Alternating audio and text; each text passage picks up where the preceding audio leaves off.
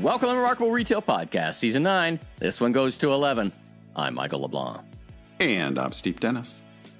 On this episode, recorded live in the Bamboozer Podcast Studio, Chop Talk Fall in Chicago, is Joe Megibow, CEO of Casper Sleep. I first met Joe in his Purple era. It's a wide-ranging interview on leadership, a retail and wholesale brand turnaround, and the benefits of a good night's sleep. Very, very important. Self-care, particularly in these times, is so important. Anyway, Casper's been an interesting story to follow, and they've actually got some recent news having just been reacquired, or not reacquired, acquired again, I guess, by a different PE group. So that was not part of the interview, as people will hear, but we'll see what that portends for the future. Yeah. Now, speaking of New York, I just got back from the Big Apple. I spent a couple of days scouting new retail stores and kind of taking the temperature of the city for my return in January. We'll be there, of course, attending the big NRF show. I do a big bus tour for Canadian retailers. Three standout things for me off the top. Two good, one not so good. One, I visited the new Amazon Fresh grocery store in Lodi, New Jersey, and I came away impressed. First of all, fully stocked, so there's no inventory issues, which has kind of been a little bit of an experience that both of us have had in the past. And it's interesting with their smart carts. What they do is you have a code, you scan in as a Prime member. The ceiling is covered in QR codes, and what it does is, as you're walking with the smart cart, if you choose, you don't have to take a smart cart, on the screen it shows you where you are. It's a wayfinder, so I typed in, of course, I was looking for my Duke's mayonnaise, and they had some, which I was thrilled about. And how much Duke's mayonnaise do you go through? Do you have a problem?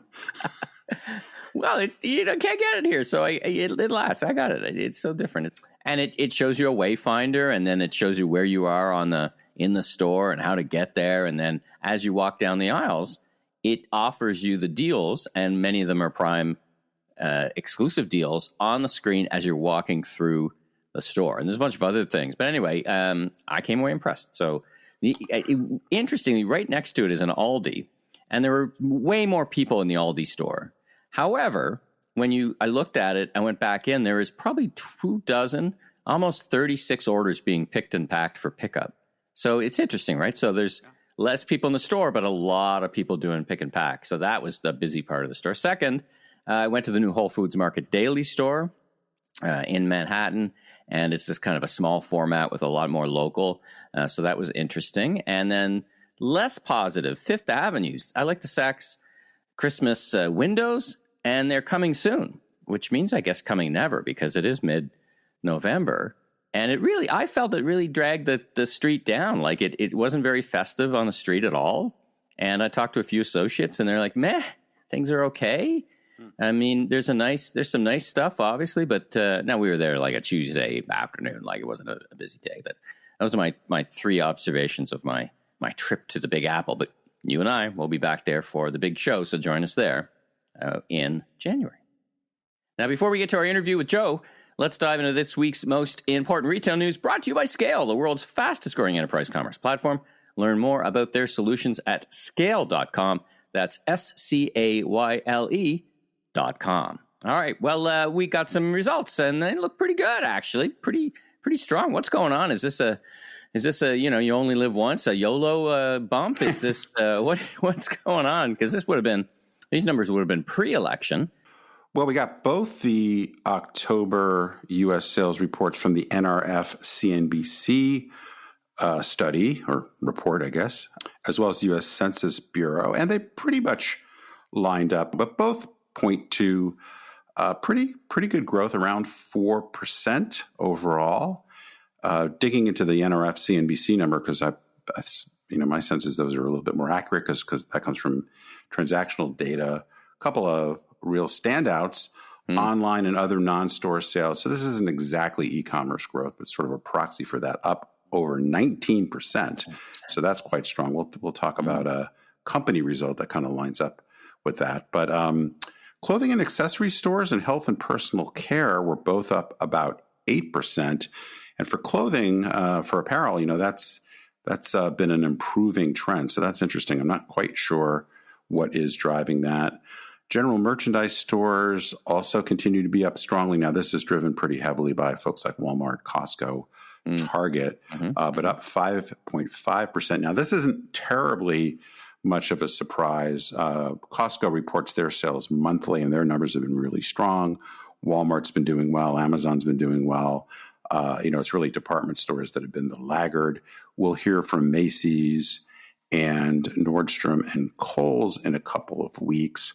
But we did get Dillard's, which for some of our international listeners that might not know, Dillard's is really a regional player, but actually has a market value greater than Macy's, which kind of gets all the attention. But their sales continue to be weak. So we'll see when we get these individual reports how that shakes out. Other categories, I won't go into those so much, but grocery, big ticket, sporting goods, all were either kind of at average or below average. And that's, kind of a trend we've seen for a while. The thing, and we were kind of alluding to like what's next here, there's been a bunch of different theories as to what the near term looks like, particularly in light of the U.S. election. One story this past week was from the Wall Street Journal about was there going to be some doom spending as people are depressed about the outcomes or just worried about the chaos?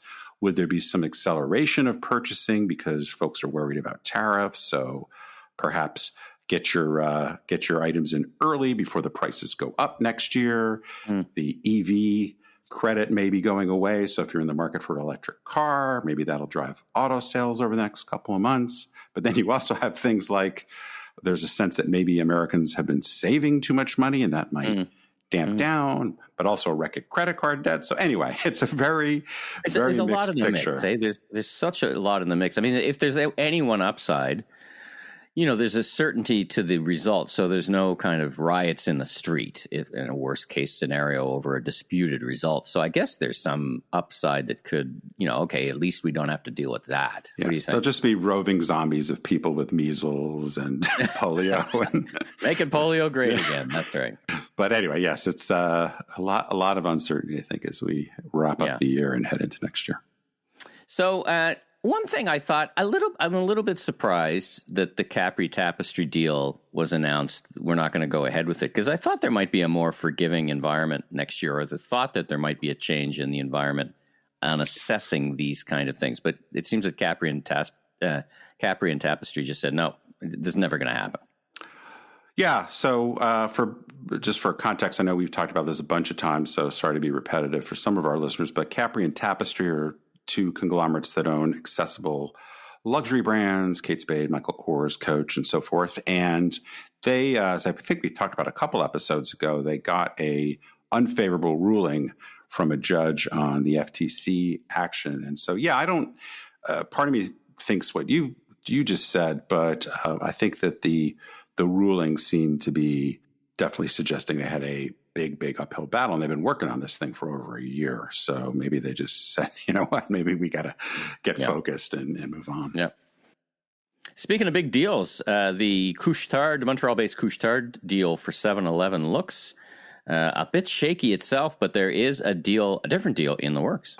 Yeah, well, I guess this isn't necessarily terribly surprising other than how big a deal it would be. But 7-Eleven, or the 7-Eleven parent company, is looking at perhaps taking the company private in a $58 billion buyout, which would be the largest LBO, leveraged buyout, of any kind ever. I think we touched on this about the story here. Like, there's such a Japanese pride in this company, sort of a icon, for sure, an iconic brand in lots of places, but particularly in Japan. So maybe it's not just pure economics that will get this deal done. It is kind of a national pride thing, but I'm sure we'll be hearing more about that in the next few weeks. A little more news about Amazon. This has been talked about, rumored, whatever you want to say, for quite a while. And, Amazon has been taking it in the teeth a little bit from our friends at Temu and Shein, but it looks like they've responded. Yeah, well, just for some context, eMarketer reports that Temu's U.S. e-commerce market share is projected to grow from 0.7 this year to 2.3% next year. So that just gives you a sense of how significant the Temu business is becoming, in addition to Shein. But yeah, Amazon debuted what they call Haul, Haul, which I think is actually quite a good name, featuring crazy low prices, most items And it's a pretty wide spectrum. If you go to the website, you'll see it's kind of similar to Temu. It's a little bit of what some of us used to call a dog's breakfast of items. But anyway, items under $20, but most under $10. Delivery time is going to be not the typical Amazon delivery time of same day, next day, and so forth, but 1 to 2 weeks. There have been some kind of, I'll say, charitably mixed reviews. First of all, there have been some reports that there's kind of weird imagery that appears to be AI generated. So the website's looking a little bit, I don't think deliberately messy. Some of it is deliberate, but some of it seems to be some issues. But I'm sure those will get addressed pretty quickly. But GeekWire did a review, and their overall takeaway was a week or more to get a bunch of stuff I don't need. Sign me up. So anyway, we'll you could say that about Temu as well, and obviously they've been able to grow quite substantially. So yes, this is the shot across the bow, and the cheap and cheerful and straight to the landfill product category is heating up. A couple of retailers and a important e-commerce platform had results this week. What did you think? Let's start with Shopify. Well, Shopify has been, it's kind of amazing how much their fortunes have reversed, because a couple of years ago, quite poor, layoffs, these kinds of things. But now they've been really lighting it up.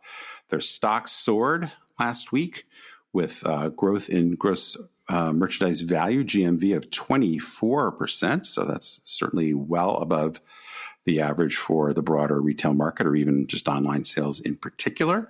They also took their outlook up. They're quite optimistic about the holiday and going into 2025. So that's pretty good. One of our favorite retailers, we've talked about multiple times, On Running, they just keep on running. Their net sales were up over 32%. Obviously, that's quite strong performance, and they're already quite a substantial business. Yeah. They raised their guidance as well. They reported their highest gross margin percentage, 60.6%. You don't hear that too often. Yeah. So they obviously have some strong pricing power in general, but they've also been increasing their growth in direct-to-consumer sales, so they're getting the full margin there. So that's helping take the margin up. And then one company that's certainly had a rough go of it, getting caught up in all the struggles in the home market, is Home Depot. But they surpassed expectations. Now, the expectations were that their sales were going to be down, I think, 3 or 4%. They were still down, but not quite as badly. So that was an improving trend. They did talk about getting a significant lift from the post-hurricane. Folks will, well, certainly in the U.S., folks will know that some terrible hurricanes did quite a lot of damage, but, that actually happens to then be good for folks in the home improvement business because of all the repairs and things like that. So it's, that's probably a short-lived bump, but anyway, more positive than Home Depot, which is, I don't know, the 5th or 6th biggest retailer in North America. So quite important overall. I went to the new Home Depot urban store. They bought a Bed Bath & Beyond on 61st in Manhattan, and I went to their store. It's quite comprehensive. They have really focused on urban. So if anybody's in New York for the big show, make sure and get up to the new Home Depot concept. They're quite proud of it. Lots of stuff going on there. So let's talk about deals. So let's start with Vuori, one of our favorite interviews in the history of our pod, the Special Not Big, and we talked to Joe Kudla. Great news from Vuori.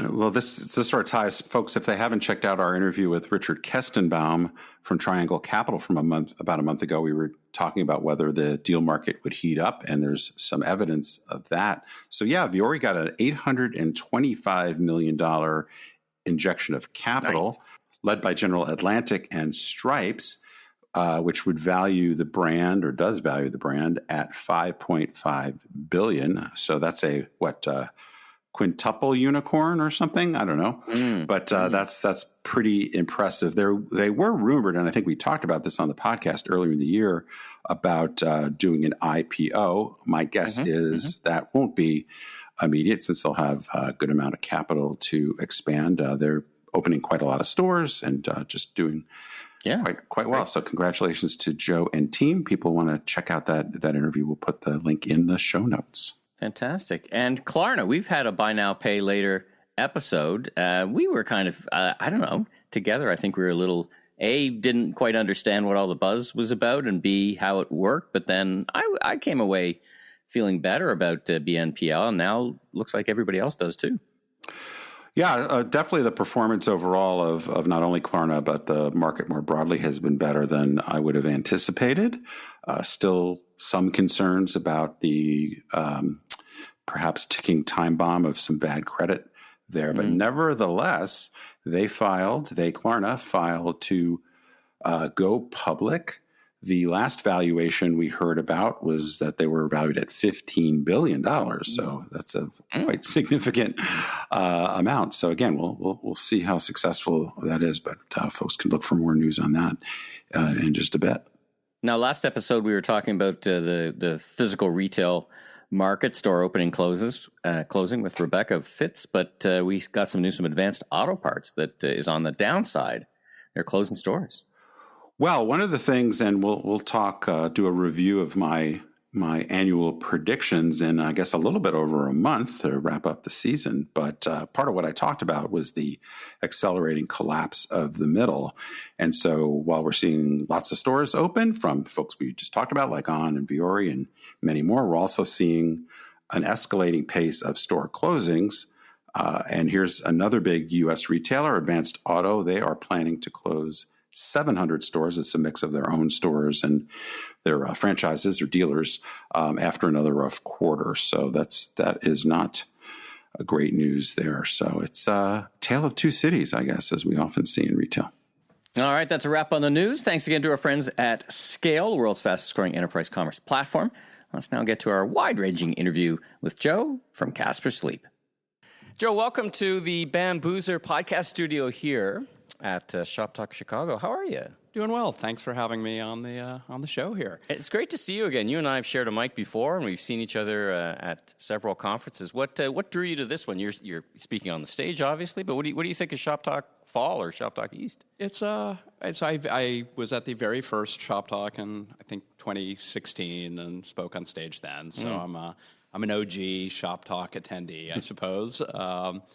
I was on the fence on a second Shop Talk for the year, but I was coerced to go on stage, which at least it pulls you back in. Got me here. But it's the first of a conference is always smaller and more intimate, which is a little bit of a throwback to the original Shop Talk, which was That's true. Was more similar to the size of this one, which is just nice to have that. But it's a very different show here than the one in Vegas. Yeah, very different. Now, where are you based? Are you a long trip here, or where are you from? Complicated. I'm bi-coastal. I live in the San Francisco Bay Area. Casper's based in Manhattan, and I commute quite a bit back and forth. So I actually came in from New York. Oh, lots of frequent flyer miles.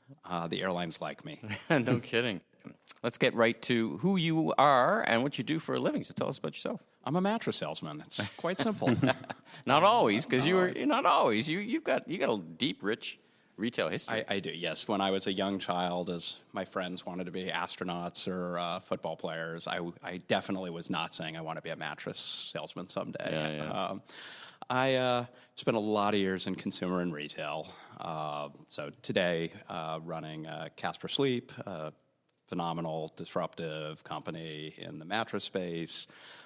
Spent years before at Purple Mattress. A little different than Casper, and they're a vertically integrated manufacturer, but another player in the space. So clearly, as I'm on my second run here, I've fallen in love with the category. No kidding. But tours of duty in apparel at American Eagle Outfitters. Spent 6 years at Expedia in travel.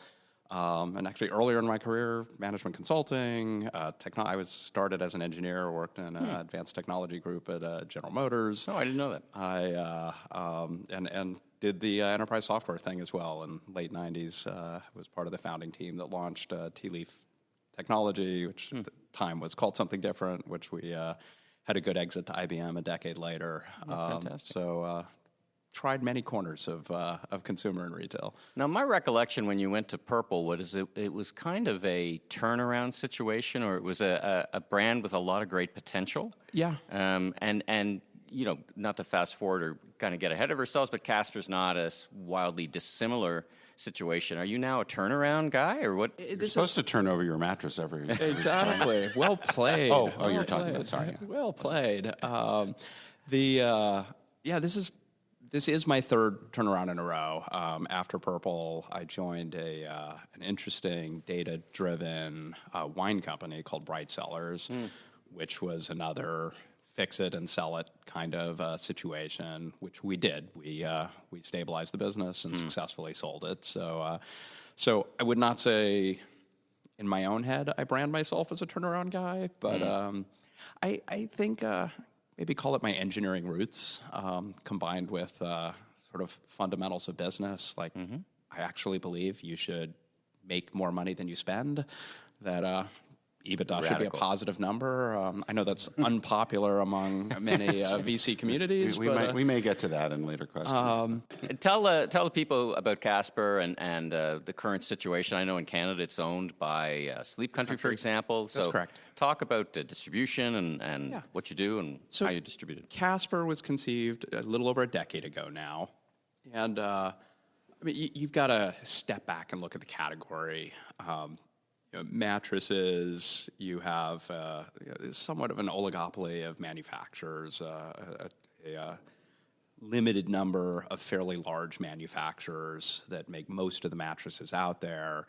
And then you had a patchwork distribution network of retailers. So this was, there's not a lot of truly national furniture stores. So you had some very large regional furniture stores. And then you had specialty mattress, of which there's really one national player, which is Mattress Firm.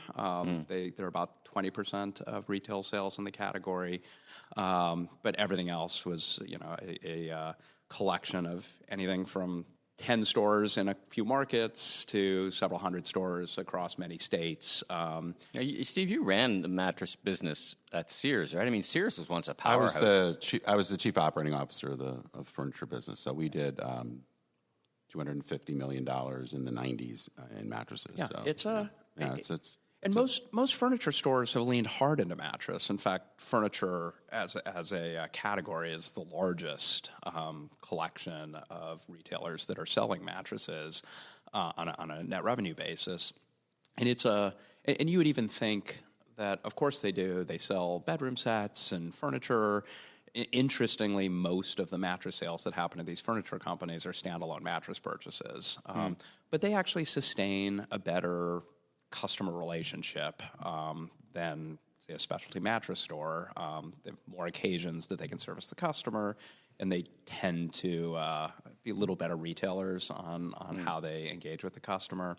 But you take any of these retail environments, and you walk in, as they think about elevated, aspirational or experiential retail, the mattress category is generally not that.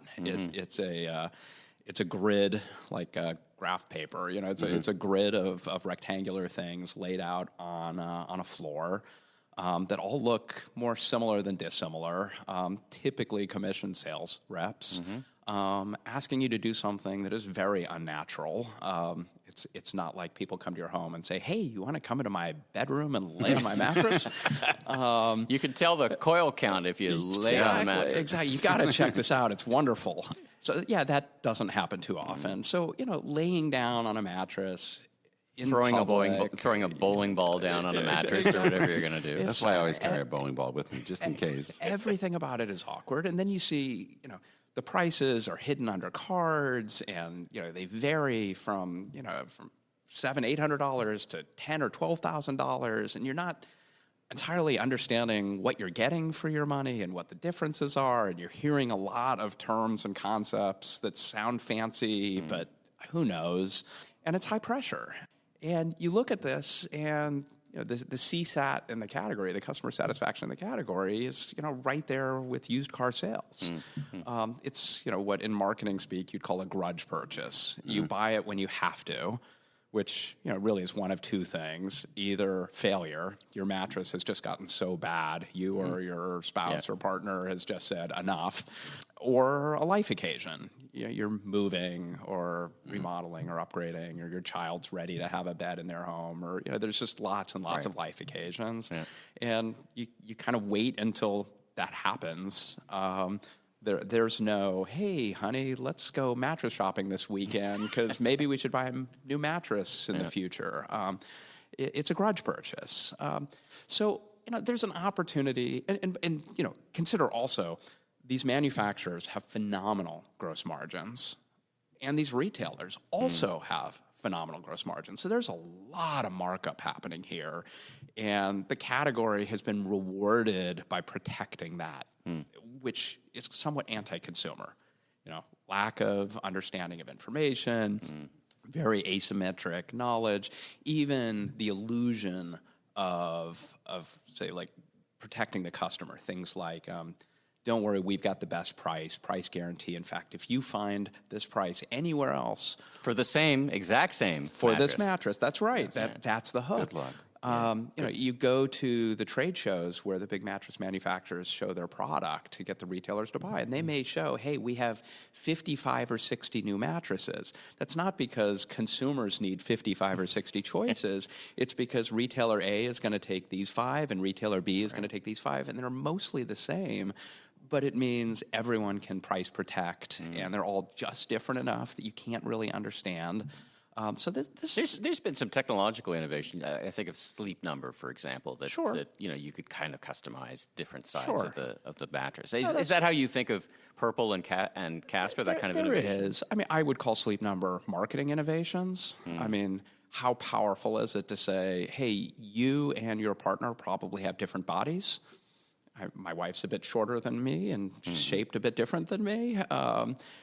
Why would you choose one mattress that's right for you and therefore probably wrong for her, or right for her and therefore wrong for me? Hey, we have a mattress that each side of the mattress can be right for both of you. I mean, what a terrific claim. What a terrific marketing message. Now, how do they do that? They have an inflatable bladder inside the mattress. And there's pros and cons to that. And how did Casper... Let's talk about Casper. So today, as we sit with Casper today, they got sold to private equity, I believe, right? And you're in the U.S., you're in Canada, you're in wholesale, you're in direct. Does that kind of summarize the state of the business today? Yeah, so Casper, again, going back, you've got a category that's I call consumer hostile, not a great experience. The need exists. I mean, it's a 30-year life. Casper comes out of nowhere with the preposterous notion that you could ship a mattress through the mail, which on its surface is preposterous. Does it fit in the mailbox? And it turns out that was very achievable. Casper launched with an amazing mattress. I mean, what they realized is we can only sell one.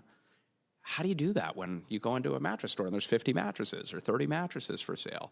And they had this really interesting insight, which is you go to a luxury hotel.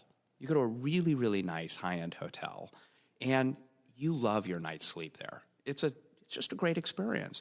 They don't say, which mattress do you want? They have perfected giving you a great sleep experience on whatever that magical mattress is. So if that's true, it is possible to create a mattress that could service most people really, really well.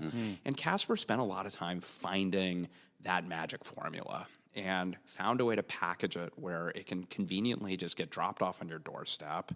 And then actually took the time to build a brand, to actually build something that consumers cared about in a sea of brands that no one cared about. I mean, who has a relationship with their appliance manufacturer, or before Dyson, a vacuum company, and they kind of did sort of what Dyson did to their field of let's build a brand. Let's actually have a brand that connects and is sort of the anti-mattress brand by speaking in consumer terms their way. And the need was there, and it stuck. It really, really resonated. So we were the disruptor that really turned the category on its head by saying, let's have a product that's really good for most people at a really fair price in the most convenient and risk-free way that we can do it, where now buying a mattress is something that is a positive experience instead of a grudge purchase. That was the birth of Casper.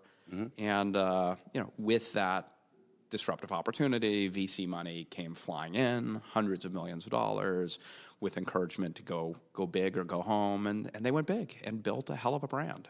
So I definitely want to talk about kind of where you're going. Sure. But maybe, and I guess both in terms of the helping people see the bigger picture, because some people will be incredibly fascinated by Casper and the mattress category, and other people are, trying to learn how to change their business. So with all respect, Casper, well, you weren't there in the, but Casper followed, I would say, the formula that many of the so-called disruptor brands did, doing what I call your mediocrity is my opportunity to go after a category, take advantage of margin structures or distribution issues. And, so whether it's Warby Parker or a whole bunch of others, we could probably think about same kind of thing, online only in the beginning, lots of venture capital money. And then for the most part, these businesses have run into trouble, and at least their valuations have collapsed. So I was saying to Michael, just as a side comparison, that because we spent a lot of time looking at some of these disruptor brands that have fallen from their lofty perches. Yes. There's some brands that you would know, and many of our listeners would know, like On and Yeti, that sort of came out of, kind of came into prominence in the last decade. Yes. That did so in a very traditional way. And I sort of ironically, the traditional disruptors are worth collectively like $20 billion, where probably if you added up all the, the top 15 hot brands, the Allbirds and everything, you probably couldn't get to $3 billion, right? So I'm curious, just in general, there's whatever things that maybe Casper should have done differently, but what kind of went wrong in this whole approach that got so many companies to have to rethink their business strategy? And then we can talk about how you're moving forward on that. I'm old school. I believe you should have an economic engine that makes money.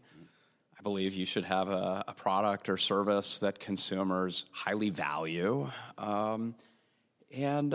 Brand is very important, and I'm a big brand guy myself, but I mean, that brand has to elevate something underneath that services those two things, a product or service that actually meets the brand promise, and a business that can and does make money. That's how you have sustainability as a business. That's how you own your future. That's how you can reinvest into growth. A lot of these VC-backed companies were not ever structured to run that way. And I think where it got even trickier with something like mattress is some of the thesis was you make it up in lifetime value. Like we're gonna dramatically overspend to acquire customers. We're gonna dramatically overspend to build unaided customer awareness, and over time, our cost to acquire will continue to go down. We'll get more economic value from the customer over time, and there's some theoretical break even in the future. And mattresses as a famously high frequency purchase occasion. That's right. So, if we could only get people to buy 2 more mattresses per year, we'd be doing just fine.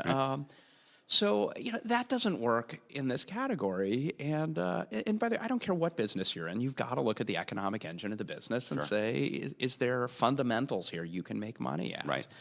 Some of it is the challenge of VC. I mean, I was at Purple for a number of years, joined in 2018, right after they had gone public.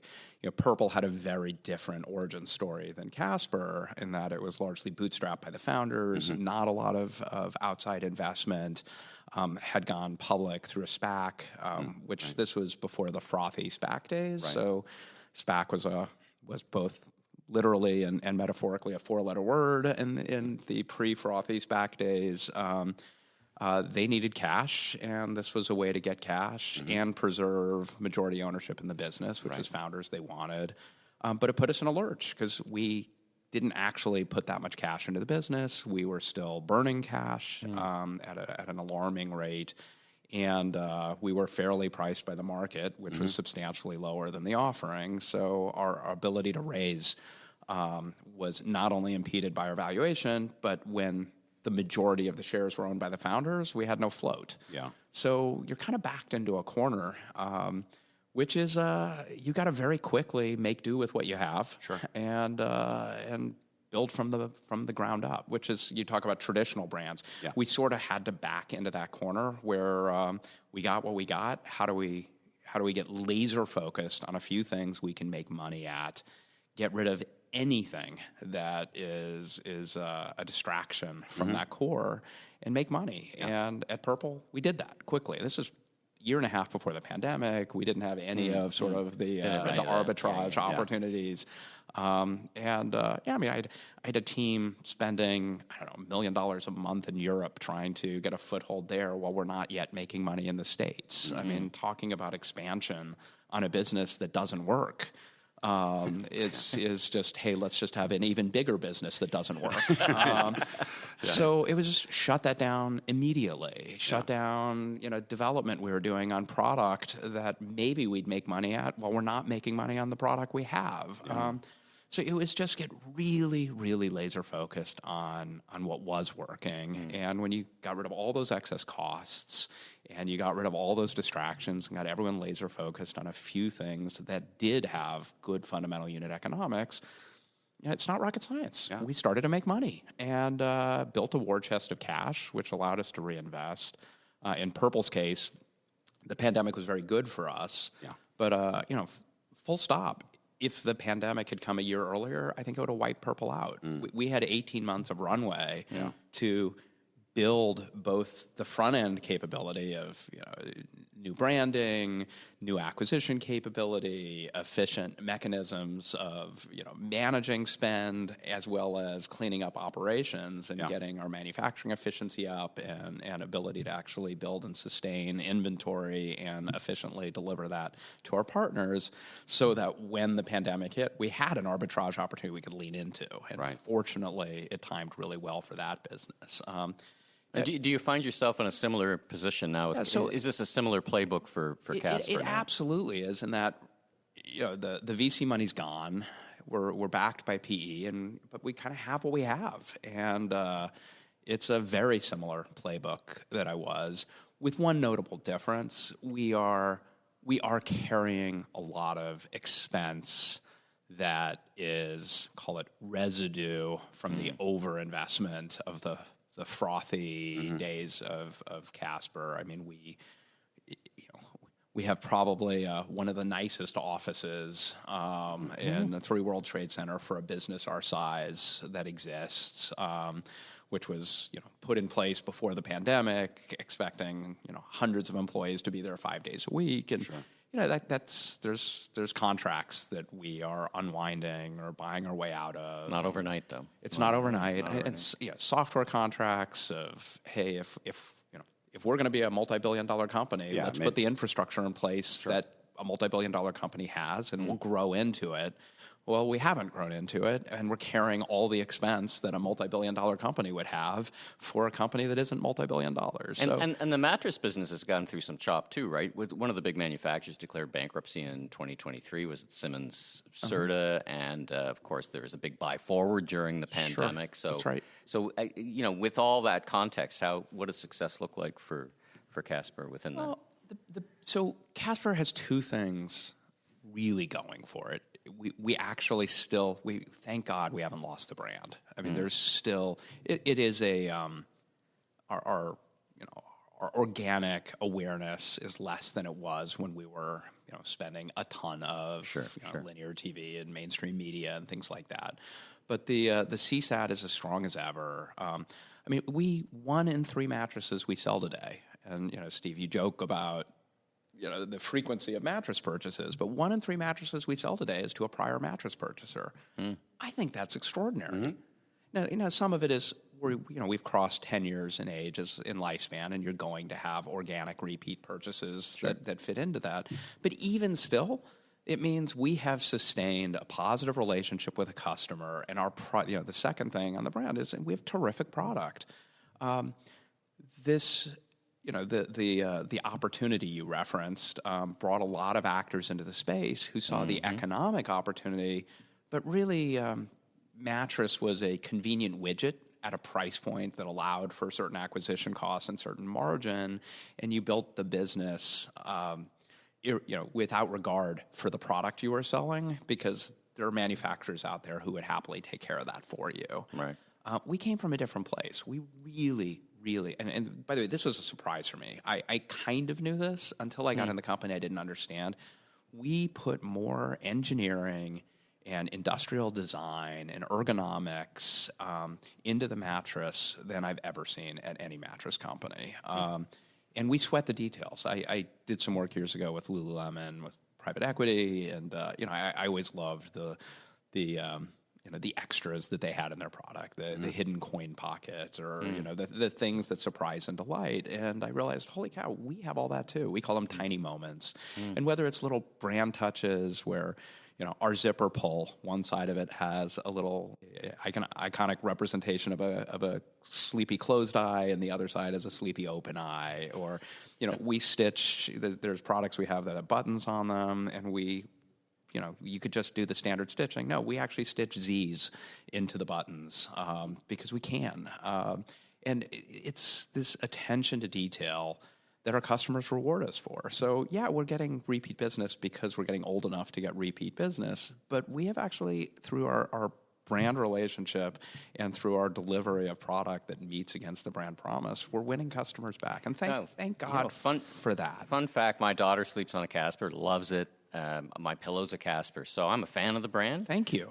So there you go. I recommended it to her, and she hadn't considered it, and now she's a fan of the brand. So thank you. She'll be buying another one for sure. Thank you. And consider, I do this at conferences to prove a point, but I'll ask groups in an audience, how many of you can answer definitively what brand mattress you sleep on? Nice. Yeah.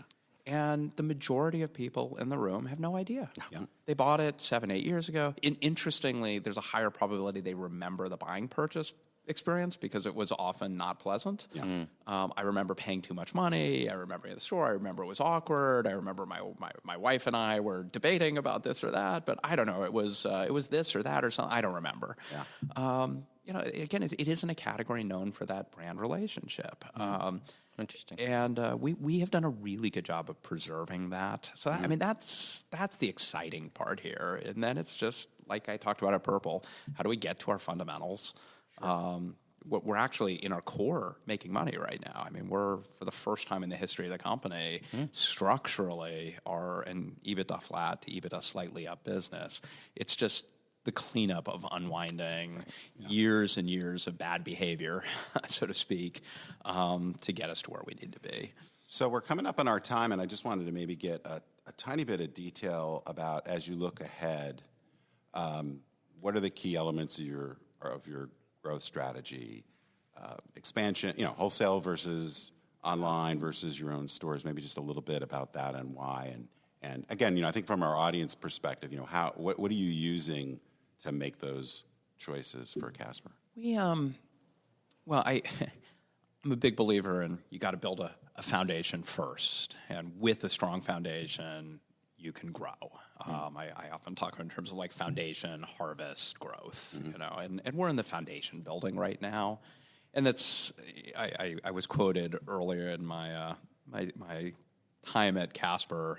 I think the headline was something like Casper CEO says Casper has no vision or something like that, which was a hook. But what I said, the air was out of the tires in the parking lot of your car, I guess. Exactly. And then you read the article and you realized it was actually a pretty positive article. But what I had said was that right now Casper doesn't need a vision. What we need is a strategy really well executed. Mm-hmm. And that's how you build a foundation. And with that, and as we're producing cash that we can reinvest, there's a ton of growth opportunity. I mean, we're in very early innings on what's possible with this brand. The category isn't growing. The category is shrinking. But we're somewhere between 3 and 5% share. Mm. I don't care if the category is growing or shrinking. We should be taking share left and right. And, we've got a formula that can take share. But that's on us. That's not on competition. That's not on macro forces. That's on us executing really, really well. So a lot of it right now is just getting this foundation right. Now, some of that is how do we get product in front of customers? Mm-hmm. It's interesting. We do a lot of business with like Costco, who's a terrific partner of ours, Amazon, Target.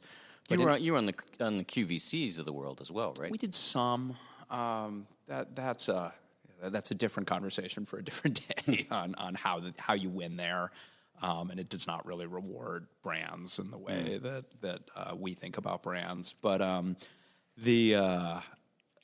the thing about selling like in a Costco, though, is we're selling a vacuum sealed box.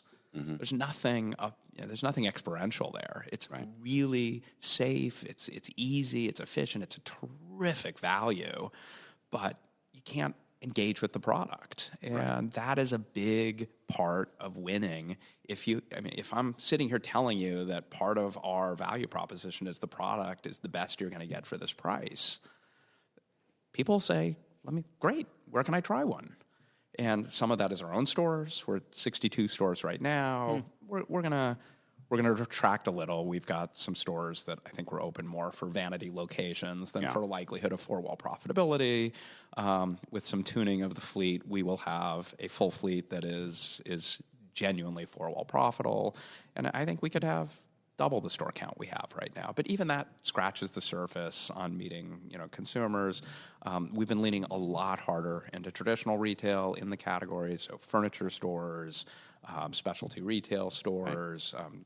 Rooms to Go is a large partner, a great partner of ours. We recently entered Sit and Sleep in the West and Mancini's. And we have a number of great furniture and retailers where we can put beds on display. And, then it's what they want is traffic. That is as we demonstrate more and more, getting back to our roots. It's getting this brand back to the glory days, which we absolutely have the roots to do, which you invest into, which grows traffic, and then the fun begins. Yeah. There's so much we can do to better service customers. We ran some first-party research on reasons for buying a mattress, and interestingly, irregardless of age, pain comes up about half the time. Like, I just wake up not feeling good. And what categories can stand up proudly and say, hey, we service our customers so well that half of our customers wake up in pain every day? Imagine a footwear company that says half of our customers hate wearing our shoes. So we're not servicing this customer, and there's so much that can be done here to take this to the next level. And we're the kind of company that can go there, but we got to earn this is where vision comes later. I look forward to those days, and there's so much we can do, but it starts by having a core business that makes money, that we're really good at. It's servicing our customers and getting out of our own way. I often talk about just don't suck. There's a lot of suck here. So I'm in the don't suck phase of the strategy. And there's a lot of money in not sucking. So maybe just one more quick question. I know we're going long here, but that's the title of the episode, by the way. There's a lot of money in not sucking. Yeah, there you go. So I guess my question is about brand positioning. When I was hearing you talk about the many different places that you are distributing, one of the questions I had is, well, how do you think about your brand? Is it a premium brand? Is it a fighter brand? Is it, because, and maybe I'm too colored by traditional thinking of where the brand sits says a lot about its positioning. So if you're in Rooms to Go, not what I would consider a premium brand. No, I think we are a mass quality brand. We're not. If you look at the category, and on Amazon, 2 out of 3 mattresses sold are under $250. There is in 3 of the top 5 retailers in mattress now on a unit volume basis are Amazon, Walmart, and IKEA. We're not playing at the low end where it's just thin margins, no attention to product quality, and just move as many units as you can. There's a premium side, which is sort of the $2,000 plus, and Purple played more in that space, which is just a whole different beast. And that's you think about the BMWs and the Mercedes in the category. We're in between those two. If I use the car metaphor, I think it's more like, say, a Honda or a Toyota. And you look, some of the best-selling cars in the States have been, I think, like the Honda Accord for years. I like that. It's a ton of value on a product that actually delivers on its promise. It's not just what's the cheapest thing I can get that hopefully doesn't make my life worse. Or 50% worse. Anyway. Yeah, but we do really well on being approachable and relevant. You can go to Costco and buy one of our mattresses for $600. And I'll tell you, you will not find a better mattress, period, at that price. It is a phenomenal value. We sell then mattresses stepping up from that. But sort of that, that $700 to $2,000 price point, I think we can own, and I think we've got a competitively differentiated product that can do a lot of damage there. Excellent.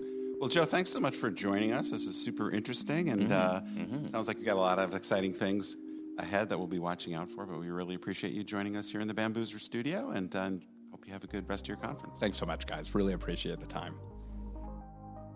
Thanks for tuning in. New episodes of Season 9 will be available each and every Tuesday, so be sure and tell your friends and colleagues in the retail industry all about us. If you liked our episode, please take a moment to give us a 5-star rating on Apple Podcasts. And I'm Steve Dennis, strategic advisor, keynote speaker, and best-selling author of 2 books, Leaders Leap, Transforming Your Company at the Speed of Disruption, and Remarkable Retail, How to Win and Keep Customers in the Age of Disruption. You can learn more about me, my consulting, and keynote speaking at stephenpdennis.com. And I'm Michael LeBlanc, consumer retail growth consultant and advisor, keynote speaker, and media entrepreneur. You can learn more about me on LinkedIn. Safe travels, everyone.